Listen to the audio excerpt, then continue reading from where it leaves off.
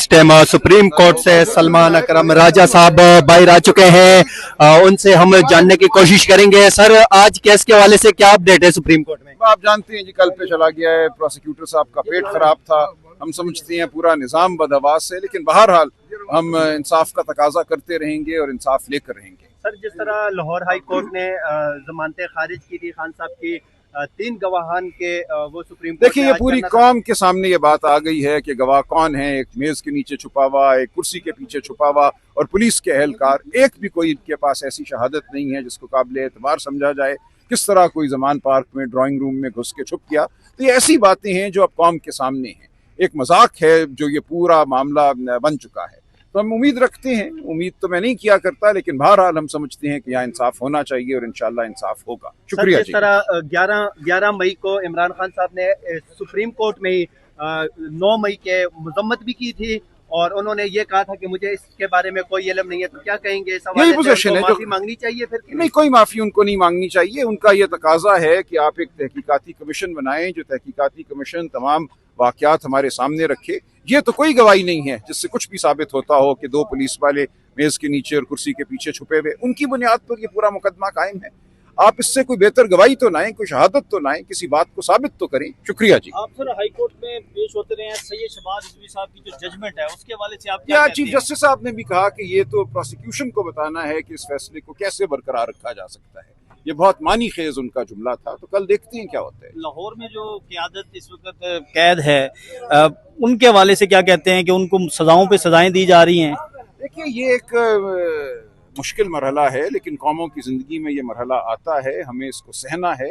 हमने बहरहाल खड़े रहना है। हमने अदालतों का रुख भी करना है, अवाम का रुख भी करना है। कोई घबराने की बात नहीं। आप मज़ाहमत की अलामत रहे हैं, कल हैदर मजीद से मिले हैं, क्या उसका हौसला था? जबरदस्त उसका हौसला था, और उसने बाकी जो हमारे असीरान हैं जिनको फौजी सो कॉल्ड अदालतों से सजाएं हुई हैं, उन सब का हौसला बहुत ज़बरदस्त है। वो पुरअज़म हैं, गैर मुतज़लज़ल हैं। तो यही हमारे लिए मैं समझता हूँ एक कुव्वत है जिसकी बुनियाद पर हम खड़े हैं और हम आगे बढ़ते रहेंगे। एजाज चौधरी साहब की हालत बहुत तशवीशनाक बताई जा रही है, तो इस जी, बड़ा अफसोस है। उनके साथ सरासर ज्यादती हुई है। उनको जो सजाएं दी गई हैं वो नाहक हैं।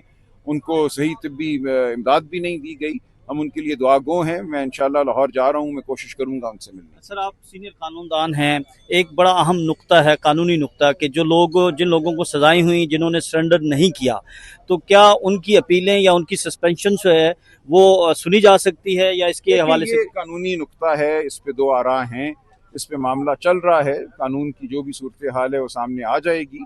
हमारे कुछ दोस्त मैं समझता हूँ जरूर सरेंडर करेंगे, कुछ शायद ना करें। उनकी अपनी अपनी वजूहात भी हैं। हर दोस्त की सूरत हाल भी मुख्तलिफ है। लोगों को जान माल का ख़तरा भी है। इतना आसान नहीं है इस वक्त सरेंडर करना। आगे आपके एक कोई कानूनी निज़ाम नहीं खड़ा, एक दहशत का निज़ाम है जो आपके सामने खड़ा है। तो क्या उस दहशत के निज़ाम के हवाले अपने आप को करना है, ये हर शख्स खुद फैसला करेगा। बतौर वकील मैं यही समझता हूँ कि कानून की मंशा तो यही है कि एक अदालती निज़ाम है, उस अदालती निज़ाम से जुड़े रहना चाहिए और उस अदालती निज़ाम से उम्मीद रखनी चाहिए। तो मैं तो किसी को नहीं कहता कि वो सरेंडर ना करे, लेकिन लोग अपने फैसले खुद करेंगे। इस वक्त बड़ा हॉट टॉपिक है, आपने इसके ऊपर बात की होगी, हम नहीं कर सके। जो माफी की बात की जा रही है, कॉलम लिखवाए जा रहे हैं, पूरा बयानिया नहीं, ये कोई हॉट नहीं, ये पुरानी बात है। ये कई दफा पहले हो चुकी है। हमारी पोजीशन यही है कि 9 मई के हवाले से जो गवाही और शहादत अब आप सामने लाए हैं 2 सालों के बाद, वो यही है ना कि 2 सिपाही, एक कहते हैं मैं चक्री में कुर्सी के पीछे छुपा हुआ था, एक कहते हैं मैं जमान पार्क में मेज के नीचे छुपा हुआ था। ये कुल गवाही है आपके पास 9 मई की साजिश के हवाले से। और इस गवाही की बुनियाद पे आप कोई समझता है कि इमरान खान माफी मांगेंगे? इमरान खान साहब का शुरू दिन से यह तकाजा है कि शफाफ तहकीकात कराई जाएं। कोई साजिश उस दिन नहीं हुई।